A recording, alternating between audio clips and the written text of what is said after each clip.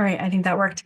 Welcome to day three. I'm so happy to have you all here. I think this is just going to continue to build. So I'm really happy to see where you're able to take this. Go ahead and sign up for text messages if you haven't already. It's an easy way to submit your homework or ask questions. Um, Register here if you're watching on another platform, and you can watch the replays on YouTube. And join the community if you haven't already. I was just talking to someone this morning about the power of community, and I think this is going to be incredible with how I'm building it out. And so don't miss it. In terms of this week, $2,000 in prizes, engage live and win my top business book. We'll see who won it this morning, and then do your homework. You'll be selected for a live LinkedIn audit, and then share on social, tag me, and win a $1,500 scholarship into the Phoenix Formula.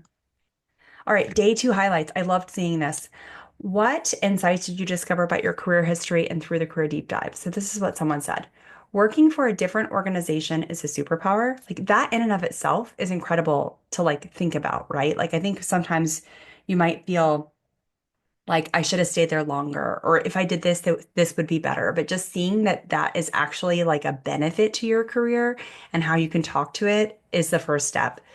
Ability to adapt to different teams and organizations. Skills from other jobs are transferable and give me a unique perspective. Again, like being able to start to understand that these are benefits and can help you is key. And then in terms of unique patterns or strengths that they hadn't fully recognized before is enable collaboration internally and externally. This is one of the hardest things at any company is collaboration. Like you have a team, you want them to be a high performing team. If they can't work together, then they're not a high performing team. So like being able to like exponential this for a team is huge in terms of helping someone meet their goals, enjoying creating a story and bringing others on board, and then adaptable and bringing an outside perspective. So I would say in all, it seems like this person really felt like I have something to offer and I have an outside perspective and I've worked at different places and here's how it's valuable. And that's a really powerful story, I think. So thank you for submitting homework. This is the business book winner. Stephanie won the business book, Competing in the Age of AI. Stephanie, you don't have this book yet, do you? No. All right, you're gonna love it because you're an AI like techie. So this is awesome. This was also another one that the leadership cohort at VMware recommended. I've read it. It's great. It really helps you think about the power of AI and where it's going. And what you should be thinking about is where do you fit into that? How can you help companies on that? So Okay, thank congrats. you. Thank you for engaging. Thank you all for engaging. Like, I want to now give you all the business books. It's really hard to choose. So please buy them if you want. I am not like an author affiliate or anything, but these are the books I recommend. Okay. So I figured this out. Yesterday felt a little clunky, right? Because I'm like, I don't want to repeat myself, but I want someone new to know who I am. So I decided I'm going to tell you who I am in relation to the content for today. So I think this should be fun. I would love for you to tell me whether or not this was helpful. So I want to tell you who I am in relation to what we're talking about today, which is strategic positioning. And I have reinvented my career multiple times. Like I am not, my strength finder is not like restlessness is not a big thing for me, but I just kind of like follow my heart. And so I've changed what I've done multiple times. And so I started in nonprofit management, really, really wanted to help people, still feel very connected to that. I took a detour and went and volunteered abroad because I was like, I don't want to work at a nonprofit. A lot of these are very dysfunctional. What am I going to do now? Kind of thing. And so I volunteered abroad. This is actually a picture in the right of me. I got to go to like the best restaurants that were super cheap. I lived in Ecuador. I learned Spanish. And it was a really enlightening experience. I was a part of a whole group called Internations, which were expats working at corporations abroad. I was like 20 years old, and had a blast. And so that was amazing. And then on the left, I actually helped start a social enterprise in Haiti, which I adore. It's still around today. And this was a photo shoot. I had some friends that were models they were actually like modeling the sandals because it was recycled tire sandals to help give people jobs in Haiti. So that's that. And then after Ecuador, I moved on to event management. I knew I had done a bunch of like nonprofit events and fundraising, which I knew I wanted nothing to do with, but I was going to do event management and I wanted to like do it at a corporation. I got a job working event management at PwC. Now, there's a little detour here. When I came back from Ecuador, just so you all know, I spent all of my savings. So, and I think I should just back up here. So, when you look at this, I was a volunteer English teacher I literally chose where I wanted to go based on when my lease was going to be up. I was super young and I spent all of my savings. So it was all gone. And just to back up a second, nonprofit management was what I wanted to do. And then I realized I didn't want to do it. I quit my job. For 6 months, I burned all the savings I had as a 20-year-old, waiting for the perfect job. Didn't get it. Then I got the only job I could get, which I practically begged for at a call center. I made 200 phone calls a day. It was the worst job. And I quit without nothing lined up because I was like, my life has to be better than this. And then that's when I decided to move abroad. Then I did event management. Before when I moved back from Ecuador, I had $100. That was it. I had $100 to get on my feet. I mean, I was literally like getting my bank account so low. I moved to Chicago. My sister helped me out. We shared a bed. I kid you not. Like, not just a bedroom, a bed. There was like a queen bed, and that was all that fit in the room. And that was like my life. The first week when I moved to Chicago, I had a bicycle and she got me a bike and I rode around the neighborhood trying to find a job. I'd served in college and I got a job actually at a Michelin star restaurant, which I didn't even know what a Michelin star was at the time.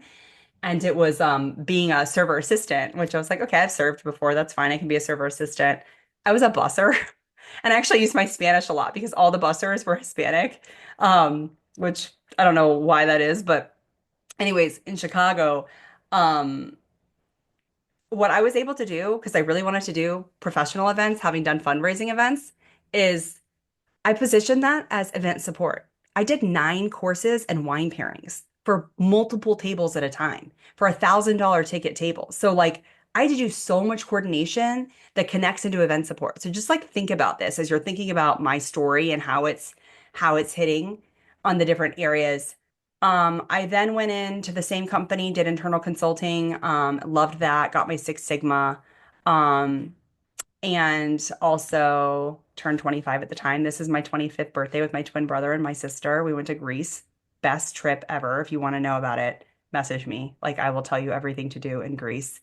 I will also say I tried to cancel the trip a week before because I was like, I don't have enough money. I can't afford this because I was making like peanuts. And my brother was like, well, we still want to go, Christine, and I'll pay for you. I will tell you it's really nice not to be in that spot now, but that was Greece. Then we get into, I decided after working at a corporation, doing internal consulting, I really wanted to get back to my social roots, right? I wanted to do nonprofit something, but I wanted to do like nonprofit, like for good, but like sustainable, not where you just have to get donations. So I wanted to do like the Newman Zone model, right? Where like I work at a company, they make good money, they do good things. And so I focused my whole MBA on that. That's me graduating below. I realize this is a very tough market because there's not a lot of jobs in social enterprise, particularly in person in Denver. So this was like another big letdown because this was going to be really hard to land. I ended up getting a job on Easy Apply, LinkedIn at VMware. I'd never heard of the company. I was wowed. First experience in big tech and big salaries. I doubled my salary post MBA. And I was in a center of excellence and then was able to then up level to a chief of staff and future of work role where I think I told you yesterday, 700 people applied. So just so you know, where I've gotten from my career is $35,000 was my first salary ever. And I was interviewing for roles for $320,000 in final rounds. So, and I think if I would have kept with that and wanted that, I would have been able to get that. And so I've achieved an exceptional growth rate and surpassed typical career progression. So I think a lot of this has to do with how I position my experience and how I've been able to get the next role and the next role that I want based on leveraging everything before. So I think a lot of us, I'm hearing from the survey, a lot of you are trying to think about what you want to do next, and there's power in what you've done and how to position that. So I hope that's helpful.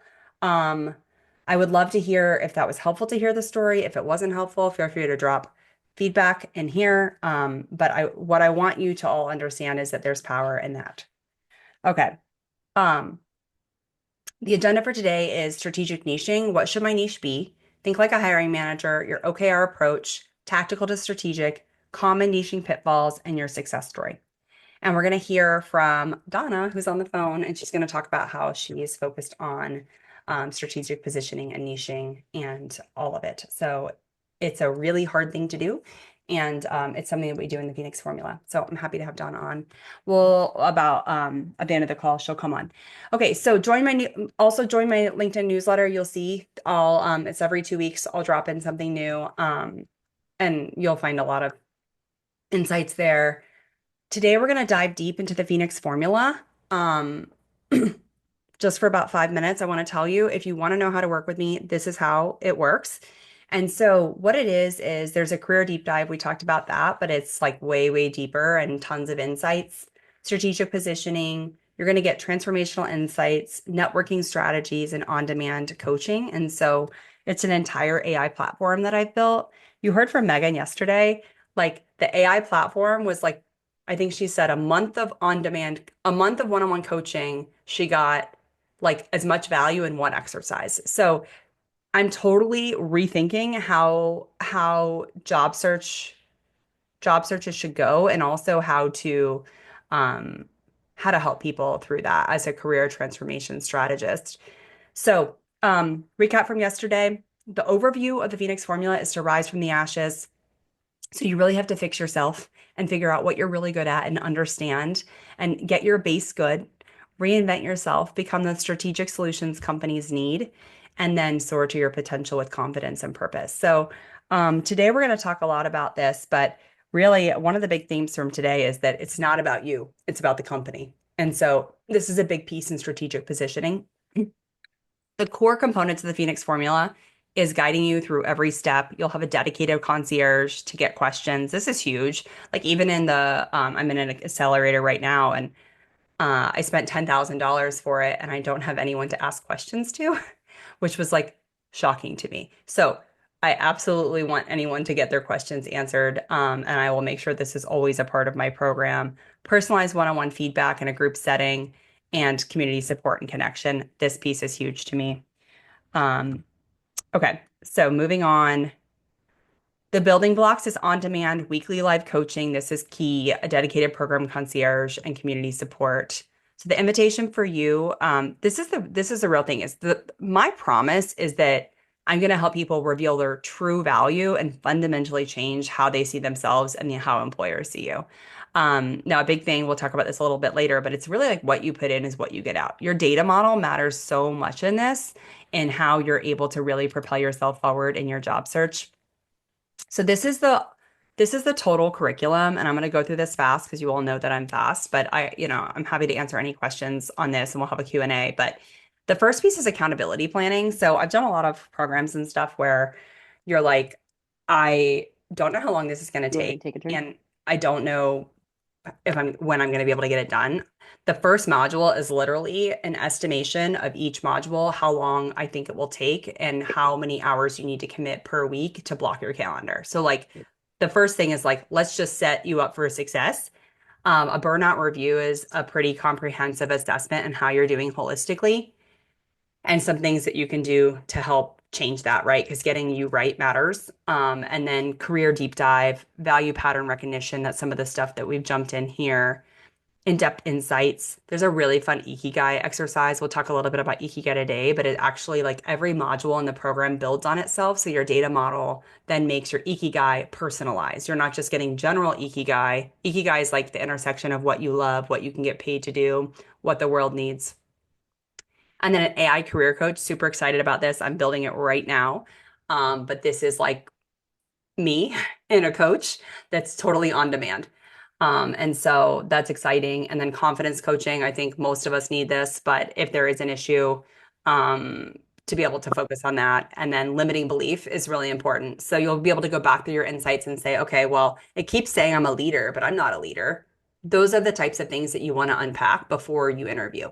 Um, and before you start networking, right? And then there's the reinvent, which is strategic niching. So how can you really niche down? Now, you heard my whole career history. So that could be like niching on I could be I could be a transformation, like director of transformation. I could be a chief of staff. I could be a blah blah blah and a blah blah blah. Like I have to choose. And so that's what strategic niching is. So you could be a lot of things, but what do you want to be and what do you want people to see you as? And then the career direction. A lot of you seem like, from what I saw on the assessment, the pre-assessment, was some wanting some direction. So I think there's also a direction compass to help you figure that out if you're not sure. And then value positioning, that's what we're talking about today. Hiring manager alignment method, measurement deep dive. This is a really, really big part of this. And I would say one of the biggest differentiators. And then a resume and LinkedIn optimization, just getting all of your assets up to speed. And then getting your networking protocol, referral generation system, value pitch deck, how to really stand out, your custom interview guide, which is like all your stars matched to behavioral interview questions based on science, mock interviews. So this is really cool. So you heard from Megan yesterday on the AI deep dive. So what the mock interview will do is it will take your data model and know you and know how you're showing up in your interviews. So like, how are you showing up? Like, did you leave some things on the table afterwards when it gives you your assessment? Like, this is incredible because it knows you. Um, Follow-up interview guide, your opportunity evaluation framework. This is awesome because it's really going to help you stay away from the things that you don't actually want. And so it knows you. And then handling rejection session and success visualization. So that's fast, but I think a lot of these are pretty self-explanatory. The big thing is the result here is not just a job, but a job on your terms. And 3 months of live coaching. So this is a 3-month program. And so the purpose of that is to get you through it and to get you a job through it. Not guaranteed, but if you had 8 months to do it, it might take you 8 months to get through it. And so you really have to get through it as soon as you can so you can start putting yourself out there. And then there's the personalized AI platform, which is huge and amazing to get feedback on demand. Okay, so all of this is worth about $13,000, I believe. And it's a comprehensive career transformation system. Here's the thing. It's going to help you land the job you want, command the compensation you deserve, position yourself as the solution companies need, and end the cycle of rejection and invisibility. Like one thing I was thinking about this morning when I was prepping for this is that um, I've struggled with this with my business as well, right? Where it's like, well, I know I need to do these things, but I need more money in order to be able to do that. And I don't want to invest any more in my business. I'm already trying to build my business and not paying myself as much as I want, right? When you start a new business. And then I realized, well, I'm investing $15,000 in my business every month because until I can until I can create that with revenue, that's what I'm taking from savings, right? What I would have gotten in a full-time job. And so what I want you to think about, and I give you that very personal example, is the opportunity cost for you and not getting yourself unstuck. Like if whether you invest in this or something else, if you feel stuck, how much longer is it going to take you to get to where you want to go? Like start to think about that and think about how you're investing in your job search in terms of like lost salaries, and what if you're stuck, how much getting unstuck would be worth it to you. I think this is a really important thing to think about, whether it's for the Phoenix formula or anything else. There's some freedom in thinking like that too. So the Phoenix formula is different. I hope you've seen that by now. It's AI powered. It has design thinking. It's a complete system that addresses every aspect of your job search and its ongoing support. All right, so this is what the Phoenix formula is. There's 3 monthly payments of $11.99, or you can pay in full for $2,997, so almost $3,000. And it's a full comprehensive 12-week program. The cart is going to close April 15th. So for those of you that want to do it, I think it's going to be really helpful for you to do it together, and get to be support and be in some of the similar spots at the same time. So cart will close on Tuesday. And then for those of you who are like, I just want to get all of this done now, I understand there's a gap and I just want to get unstuck as fast as possible. I'm doing a VIP day. So this will be 2 full VIP days and 3 follow-up calls for $74.97. So this is if like you just want the easy quick button, that's what this is. And the rapid bonus is $300 for the first 5 enrollments today. So this is the code. I'll send it to you in an email too, but this is the code for the cart, and the buy now bonus code is transform. for $300 off today. Okay, this is like a very important question, and then we're going to jump into the content here is, are the results guaranteed? If you work the Phoenix formula will work for you. I really believe this. I think it's a formula, and I think what you put in is what you get out. Like the Phoenix formula, and I want to be super transparent about this in your job search. I think you need to be searching at least, the Phoenix formula will be at least 3 to 5 hours a week of your time. And that's taking what you're doing that might not be producing the results you want and making it produce the results that you want in the same time. So it's not additional, it's just probably going to replace some of the time that you're spending, but it takes time to invest in this. And that's why, to be totally transparent, my pricing is what it is. When I had my pricing really low, people didn't invest the time. Like you have to invest in yourself. You have to make the commitment in order to really put in the time and make it work for you. So, um, and I think this goes even without the Phoenix formula, right? Like, and your job search, like you owe it to yourself if you're already investing time and opportunity cost of lost savings to actually invest in your job search and do it to the best ability that you can. So some of the top questions are, how long before I see results? I think you can start to see results. Like you saw that homework from today. That's so impactful for every future conversation that person has. When you start to understand and change your beliefs about how you think. Why is it 3 months long? We already covered that. And why do you close the door on Tuesday? It's because I want you all to do this together if you can. Okay, cool. That's the Phoenix formula. Let me know if you have any questions. We're going to talk about niching and positioning, and then we'll have Donna come on. All right, let's just pause. How is everyone doing? You guys doing okay? You still with me? Yep, yep. Lots of great info. Yep, yep, yep. Okay, cool. All right, niching and positioning, one of my favorite things. And you saw I've used it in every single job pivot I've had. Can a hiring manager quickly see how you help them meet their goals? So this is what we're really gonna tap into on Friday, and I'm really excited too about the LinkedIn community because I want you all to be able to come to the community and help each other out. Like the LinkedIn audit we're gonna do on Friday, you could do for each other. Like I'm the hiring manager. Here's what my goals are. Can this person help me meet those goals? I think a lot of us want to know what recruiters think. And I think it's very helpful. Hearing from Alonzo is so helpful. And I think we know, like, we can think like a recruiter, we can think like a hiring manager. And so that's what this session is really about. Um, and so I'd love to hear from you.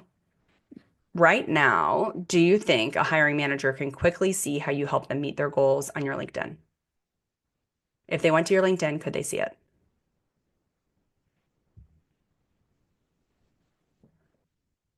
You could just put it in the chat.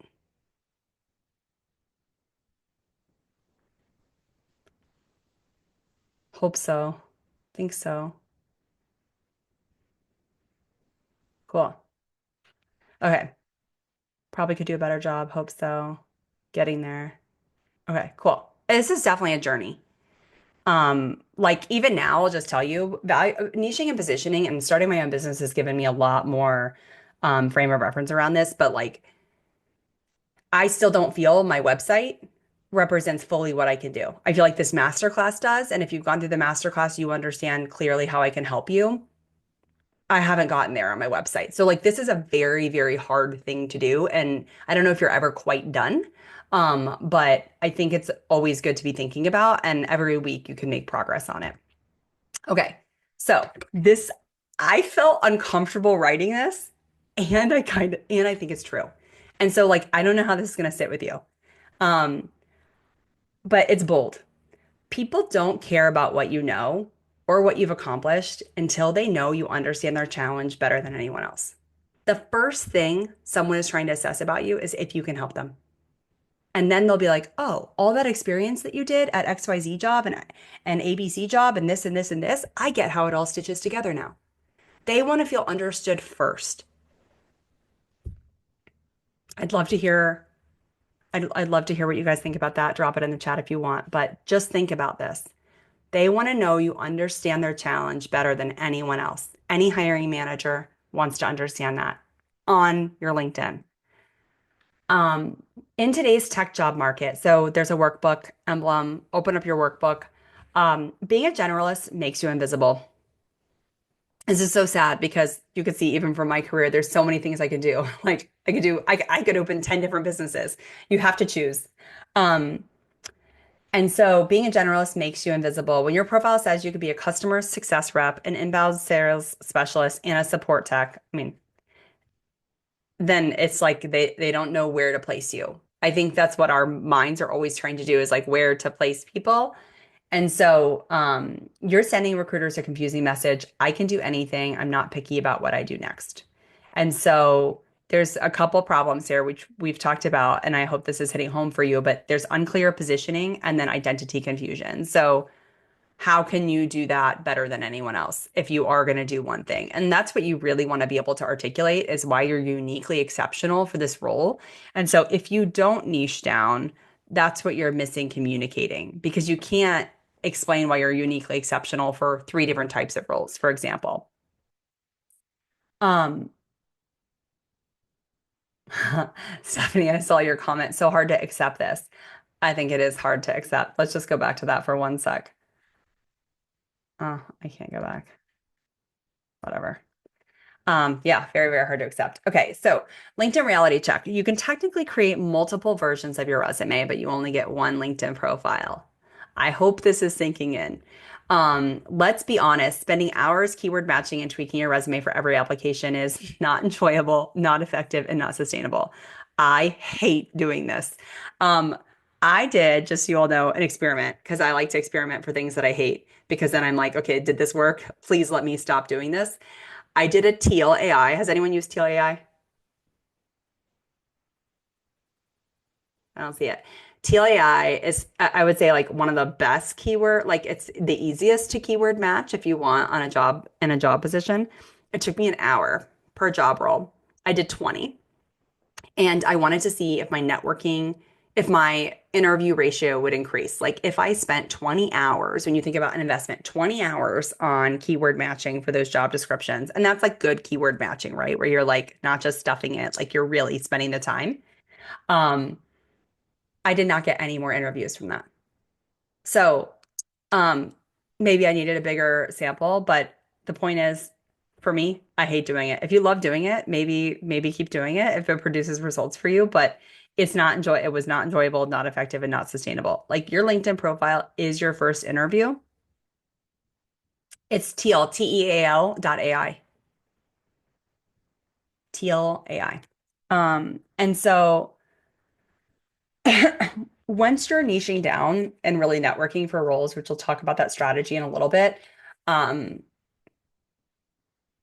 you don't need to keyword match because you're going to be seen like you're circumventing the AI algorithms. And if you've niched down enough, you already have the keywords. And so that's one of the things that we look at building and you'll do it for your homework. So this will all start to come together for you. So the power of strategic niching, it's not about limiting your options, it's about amplifying your impact through focus.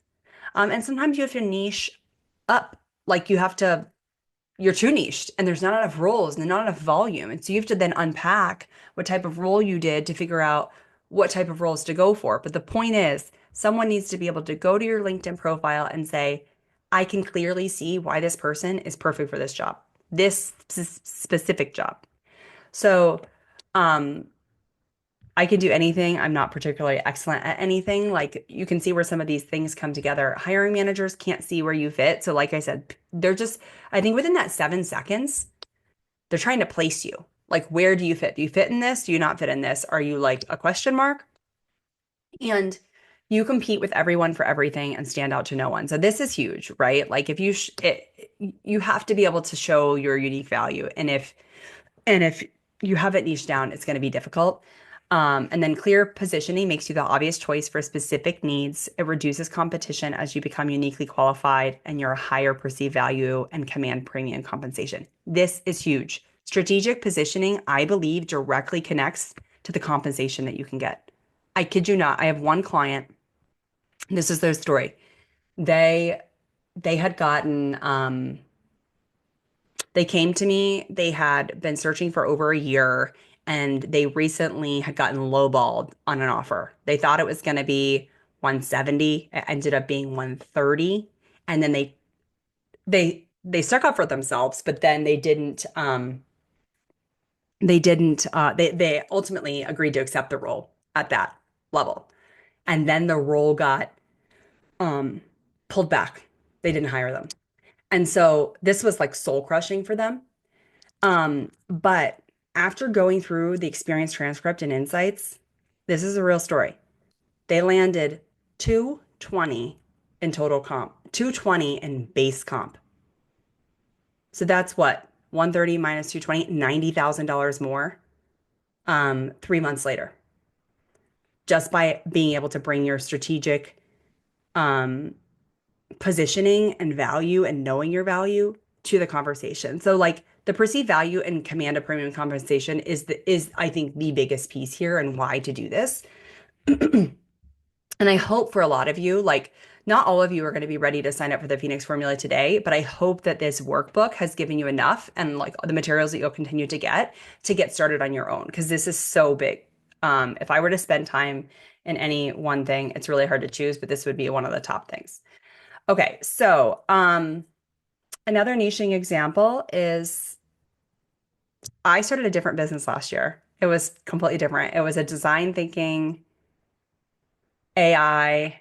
It was an AI platform to move someone through design thinking through every step of the process. Like Rob, for that IDEO uh, course you did, I literally built an AI agent to bring someone through every single step of the design thinking process. It was incredible. This is what motivated me to start my business. I love design thinking. It did not work. I had 52 sales calls. I did not sell a single sale. It was soul crushing because that's what I wanted to do. Really, really wanted to do. And then I realized that no one understood what I was trying to do. It was too big. I wasn't solving any one problem. And I think the same thing applies to your job search, right? Like you have to be very, very clear in how you're helping someone solve their problem. So, like for me, I was able to put it all together. I love AI. I love design thinking. I was helping people pro bono on their job search. I figured out my own job search and I put it all together. And now I'm solving one problem, right? Like how to get unstuck in your job search. And so, through a specific lens. And so, really try to think about this like, this matters so much in getting unstuck. Um, one specific problem for one specific audience. Okay. Your strategic niche lives at the intersection of what you love. This is your ikigai, what you're good at, what the world needs, and what you could be paid for. This is your ikigai. I was talking to someone this morning who's going to help me with Facebook ads, and she used to work at Facebook and has done all this other stuff. She's like, I think like Facebook is like innate. Like I can just look at someone's Facebook and be like, I know what you need to fix. Like that's the type of thing you want to feel about your career. Like it's innate. Like it's just a no-brainer. You know it, and you want to get really crystal clear on it. So in your workbooks, go ahead and open them up. Which potential niche builds most directly on your existing experience? So this is where the career deep dive. After this, if you go through and do it for each role, you want to think about what's going to build most on your experience.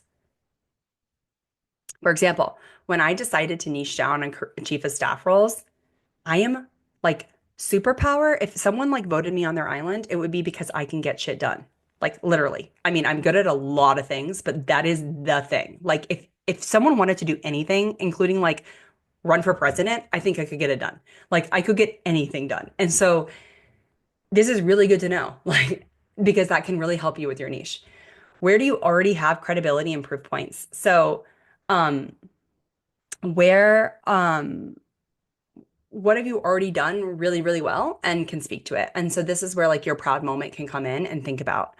And then which niche, and I challenge you for that proud moment you had, go into AI and say, and Claire, if you can capture this, but go into AI and say, here's my proud moment. What types of roles would capture this type of work and these skills? Like just ask it for feedback. Um, and which niche has growing demand in the current market? So, like, this is huge too. You need to understand where markets are going. So, I'll tell you because my target market for my business is people laid off in tech because I believe I can help them particularly, right? You have the business acumen, you have the intellect, you have all of the things to put this together in a way that other target markets wouldn't for me. What this means is though, like just so you all know, the top four roles I am seeing the most laid off is recruiter, product manager, which I think might switch, software engineer. I would say those are the top three. And product manager is changing a lot because people are totally cutting products to make room for AI, right? So like think about why these roles are changing and how your role might change because how our roles are going to change is going to keep evolving over the next. I mean, I think the other thing I want to say for strategic niching is that it feels like a really big decision. And every single career pivot I made was like, oh my gosh, I'm going to be at XYZ now. I'm going to be like an internal consultant. I'm going to be a social enterprise ops leader. I'm going to be blah, blah, blah, blah, blah, blah. Those things, like for me, because I just continue to iterate and build on what I love, lasted 2 to 5 years. I was a big chief of staff at a large tech company. I'm now, a career transformation strategist. So like the thing is you're going to continue to iterate and grow and your strategic niche can change. Like I think that is like a big permission just to give yourself. Just try it on. Try it on. Try it on for a month. See how it sits with you. See if you're having good conversations about what you want to niche down to because it's a really, really hard thing to do. Um, so position your value within your niche, your unique value proposition, why you're really, really good at that. Like why would someone vote you on their island to stay? Um, the specific problems you solve, the outcomes you consistently deliver. And so, one thing someone told me, I think this is some awesome career advice, and it wasn't career advice at all, and is what I include in my value pitch deck, is when you're creating a business, everyone knows this for consulting, offering packages is better than hourly because then you're just a slave to the hourly and you're not producing outcomes. So I believe in outcome-based selling, right? Like this will, if you do this, then you'll get this. And that's what SaaS is. People have to consume things. Everything is outcome-based selling now. But that applies to your job search too, right? Like the outcomes you specifically deliver. So the advice I got was when you start a business, create a list of everything you can do like the things that you would deliver, like your menu, and package them. So this is kind of where I started to brainstorm. But you can do this for you too. Like pretend you're starting a business. What is everything you can do? What outcomes, what outputs would you give to someone? Would it be a strategic plan? Would it be a product roadmap? Would it be a blah blah blah or blah blah blah? Like make that list because that is really helpful to see all the things that you can do. And I think this will be helpful for you too. So I should add that to the homework. Maybe Claire, if you can just make a note. But making your menu of the things that you can do can be really helpful as you look at your niche. And then how you approach challenges differently than others. This is key. Like, how are you thinking about things differently? Um, okay. So think like a hiring manager. This is really, really key.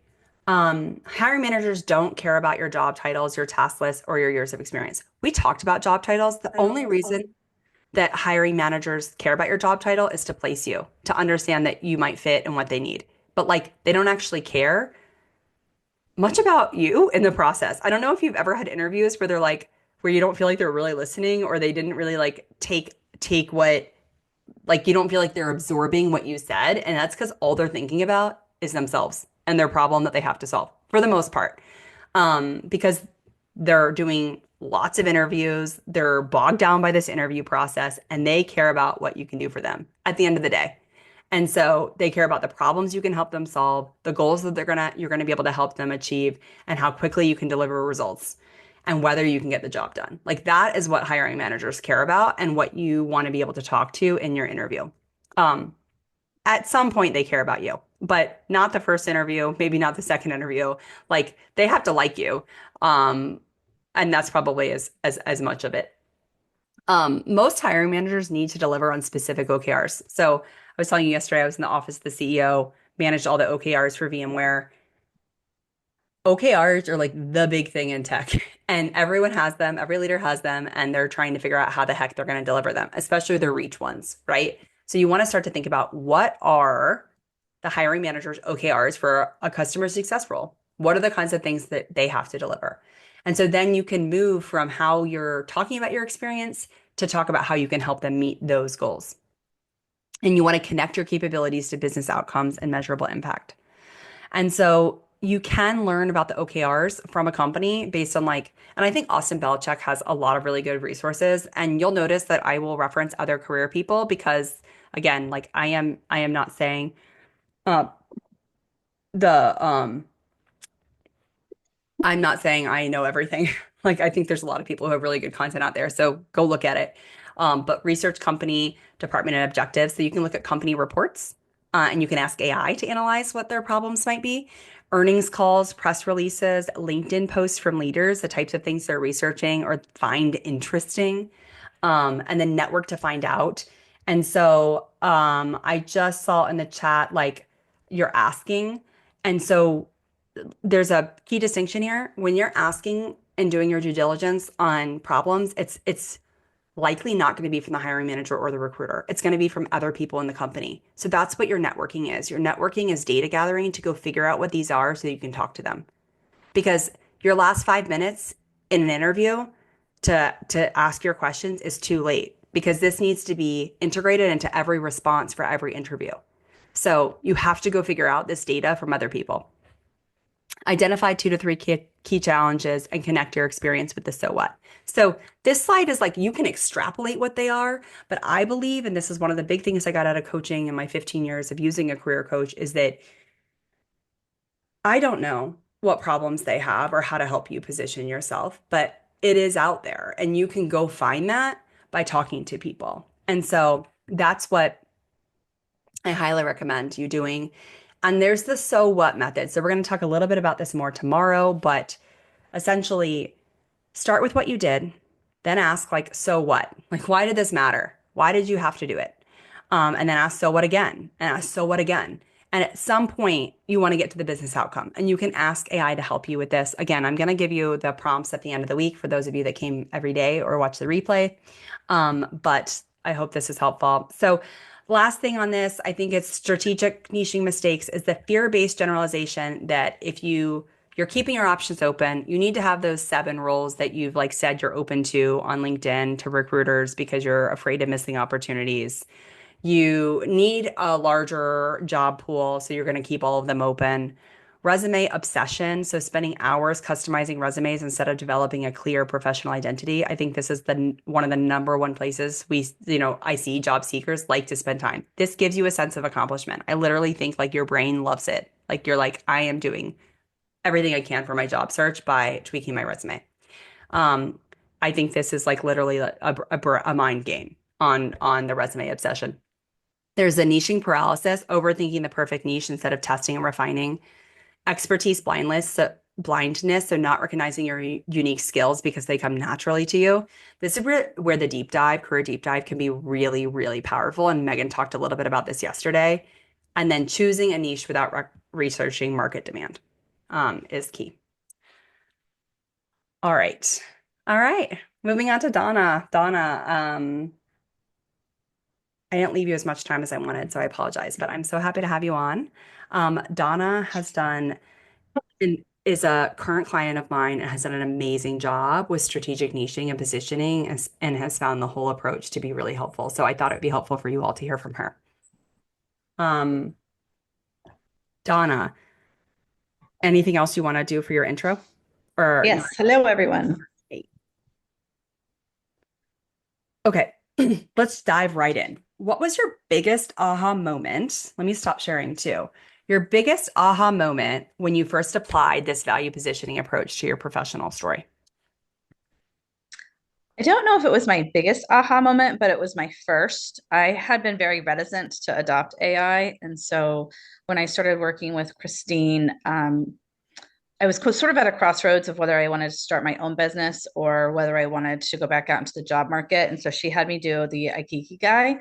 And it didn't really take it seriously. I was just kind of like checking the box. And then once I started, the next time I looked at my watch, it had almost been an hour. And I was absolutely blown away because I was having a conversation with a machine, and that was much more engaging than conversations I've had with most people recently. So that really just kind of blew me away. Thanks. I love Ikigai. Um, where were there any particular insights from your experience transcript that surprised you when you saw them highlighted? Yeah, so I would say this whole process has been really revelational.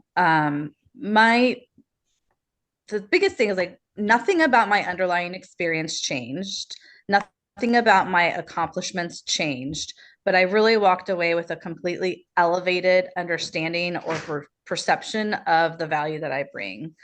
And I actually came into this process already inherently believing in my value. I was really lucky to find Christine very early in the process. I dialed in pretty quickly that this wasn't a market that I was used to. I would say over 50% of the positions I've had, I've been found. I didn't go out and seek the job. So when I have, excuse me, guys, 1 second. Zoe, stop. Zoe, sorry, guys. Vocal dog over here. So when I had basically put on my open to work sign and gotten crickets for about 2 weeks, I was like, whoa, what's going on here? And I'm that person that always responds to recruiters whether I'm interested or not interested, or whatever. I do respond to recruiters when they reach out to me. So I figured it out pretty fast, and I already believed in my value, and um, just really quickly realized that I had been selling an undervalued bag of goods. So it was really, this whole thing has trans or just completely reframed the way I think about my value. That's amazing. Sorry, the dog kind of threw me off there for a minute. Don't worry, don't worry. I'm gonna say something. I'll give you a little second. Yeah, I mean, it's been amazing to see Donna transform in this and like has so much to offer. And it's been cool. I mean, I love and I feel sad hearing when clients say like I've been underselling myself. But it's great because you just know where to go from there, right? You know what you're capable of. You've been able to change your outlook and how you position yourself. So this is huge. And I think that's amazing. And now you know what you want and what you deserve. Okay. So you Yeah. mentioned that this process completely changed how you saw yourself professionally. Can you share what shifted? Yeah, a few things. So I would say like the AI agent that Christine has developed in terms of doing the deep dive and the insights came up with a lot of really catchy descriptors. Again, like not changing who I am or my experience, just kind of changing the lens at how I look at it. So like before I might have said something like, I'm really a team player. I'm always trying to make people's jobs easier. I'm looking to streamline or automate, and I'm always trying to find ways, to make things more efficient. Now I would say something like, I have a servant leadership style. Servant leadership being one of these buzzwords that the AI agent has come up with for me, which I'm now finding is a very strong term being thrown around. I've seen them actually listed as requirements in job descriptions at this Wow. point. But so I would say something like, I have a servant leadership style. So even while I was under pressure to deliver 25 million pricing strategy, I recognized that my team's workflow needed to be easier and more efficient. So I worked with my IT team to develop automation scripts so that price updates could happen more quickly, and that they could be completed, including validations into end completion in less than 4 hours. And this is something that would have taken my team weeks to complete. So just really taking that catchy descriptor and then giving a backup example of why that catchy descriptor applies to me.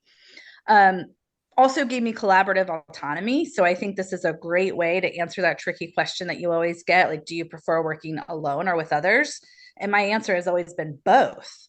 But this term collaborative autonomy really describes why my answer is both. And it creates some context around it. So it doesn't sound like I'm just being a pleaser saying that I like both or trying to circumvent, the real answer to the question. Probably the biggest thing that came out of this for me is the entire insights were just all revelational to me. But one of the very last statements that the agent gave me was that, and I actually have this written word for word, your ability to transform complex situations is probably underrepresented in your resume and LinkedIn profile.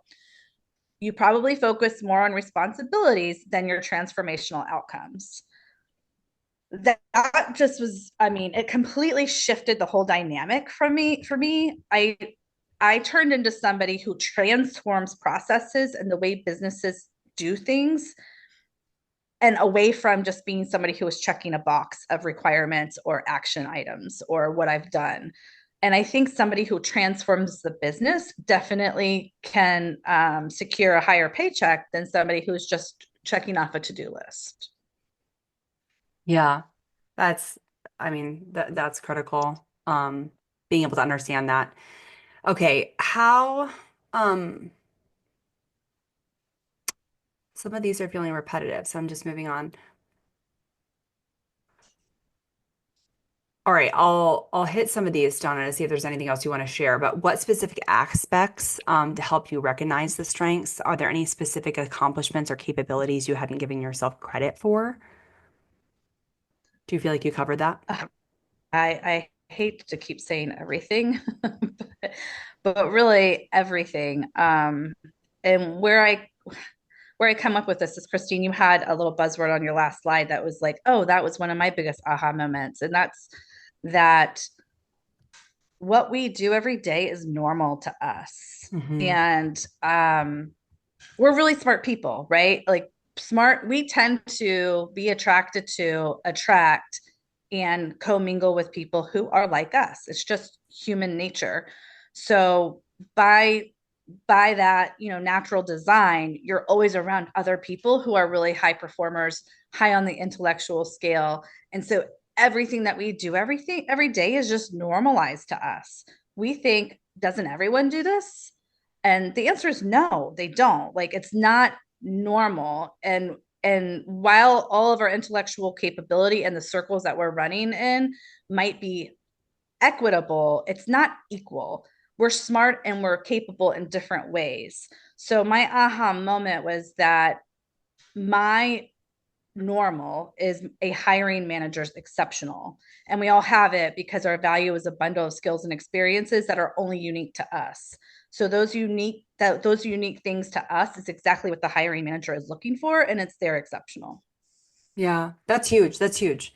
I Yeah. mean, I mean, you can even relate it to like I'm hiring contractors and I've hired so many bad contractors that don't perform, that I've like overpaid and I feel slighted. I mean, this happens to hiring managers all the time when they make the bad hire, right? Like, so like being able to understand you're exceptional and communicate that is what they need to be able to make the right decision and give them all the data they need. Um, how has this changed your confidence in conversations? Yeah, so I've never really had a problem with confidence. I've always kind of taken a consultative approach to job interviews, and consultative in terms of I'm already on the team and what problems are we fixing, as well as co-interviewing. Like I'm interviewing you as much as you're interviewing me. However, I did just work for an organization, had spent the last several years like just hemorrhaging business. And so I made it through 4 or 5 rounds of layoffs and two manufacturing site shutdowns. And I made it because instead of canning me, they were putting me into other positions where they could utilize me. And then, finally, the last one I didn't make it through, but I was feeling a little stale and crunchy because I hadn't been in a job that I loved because it wasn't the job I was hired for. I wasn't utilizing the skills that I'm best at or I best add value. And I was just feeling a little bit, um, I guess, feeling like I was out of practice. So this Yeah. process has really sort of revitalized all of that for me. And I think if you've ever been in a situation where you're in a job that's literally sucking the life out of you because it's not what you love, it's not what you're good at, then you can understand like the kind of transformation I've been going through under Christine's guidance in the Phoenix formula. It's been really incredible for me. Yeah, that's And I would also just say too, it's not just her the AI portion of it is amazing and can crunch data so fast and create all these catchphrases and these trends that you don't notice, like me becoming a transformational leader. But Christine is also part of the magic sauce here. Like she's an exceptional cheerleader, and I've been blown away by her ability to take something that I think is totally mundane, like I say it as an aside, and she's like, "Oh my god, it's amazing!" And she turns it into, a star, like a star performer for you. And so she's really a big part of it as well. Thanks, Donna. That's really nice to Yeah. hear. I know when I first started this business, this pivot, my client was like, okay, everything you did for, design thinking was helpful, but what you did for me in my career was the most impactful. Like, just go do that. And I was like, really? Really? So like, I still love to hear that. And I'm so glad. Um, so has this changed the types of roles and companies you now feel qualified for, the salary you feel like you can command? Tell us a little bit about that. Absolutely. So when I came into this, I was looking for sales enablement roles, and I am still looking for sales enablement roles, but I'm definitely now also looking for value optimization roles or business transformation.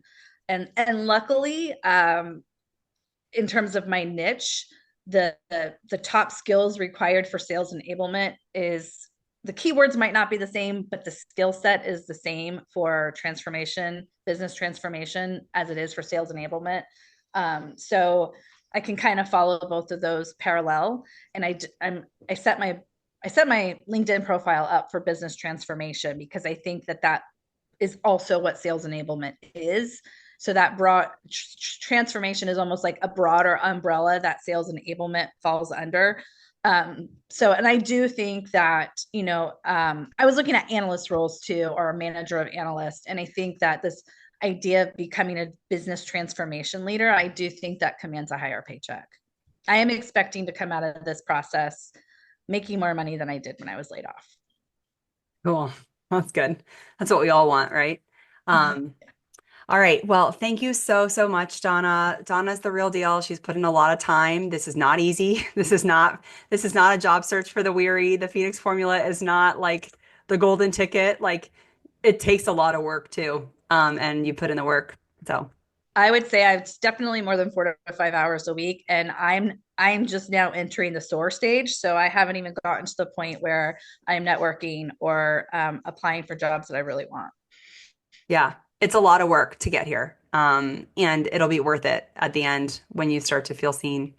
Um, awesome. Okay, so on deck for tomorrow, just going to share this really quick so you can see it. Thanks for those of you who hung with us. So, quantification, I saw a comment about this the other day on how to do this if you're not directly connected. This is going to be the session for you. It's how to measure anything that matters and the value measurement framework, common pitfalls.